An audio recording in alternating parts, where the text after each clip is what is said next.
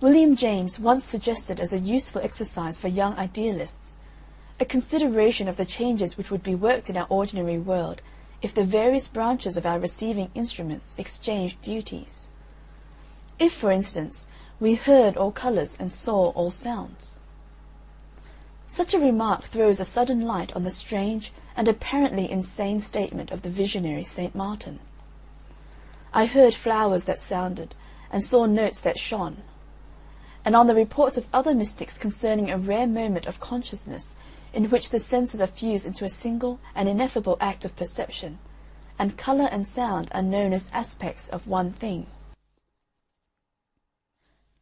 Since music is but an interpretation of certain vibrations undertaken by the ear, and colour an interpretation of other vibrations performed by the eye, this is less mad than it sounds, and may yet be brought within the radius of physical science.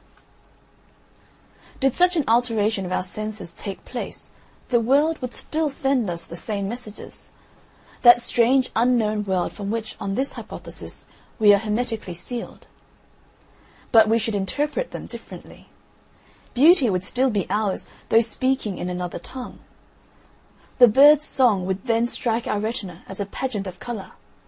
We should see the magical tones of the wind, hear as a great fugue the repeated and harmonized greens of the forest, the cadences of stormy skies.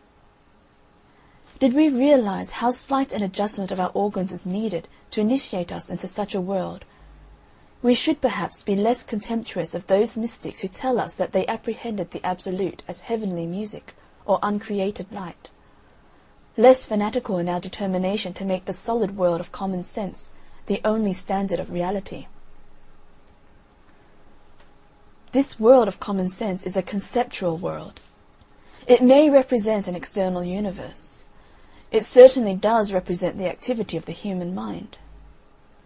Within that mind it is built up, and there most of us are content at ease for aye to dwell, like the soul in the palace of art. A direct encounter with absolute truth, then, appears to be impossible for normal, non-mystical consciousness. We cannot know the reality, or even prove the existence, of the simplest object, though this is a limitation which few people realize acutely and most would deny. But there persists in the race a type of personality which does realize this limitation, and cannot be content with the sham realities that furnish the universe of normal men. It is necessary, as it seems, to the comfort of persons of this type, to form for themselves some image of the something or nothing which is at the end of their telegraph lines, some conception of being, some theory of knowledge. They are tormented by the unknowable, ache for first principles, demand some background to the shadow show of things. In so far as man possesses this temperament, he hungers for reality, and must satisfy that hunger as best he can, staving off starvation, though he may not be filled. It is doubtful whether any two selves have offered themselves exactly the same image of the truth outside their gates.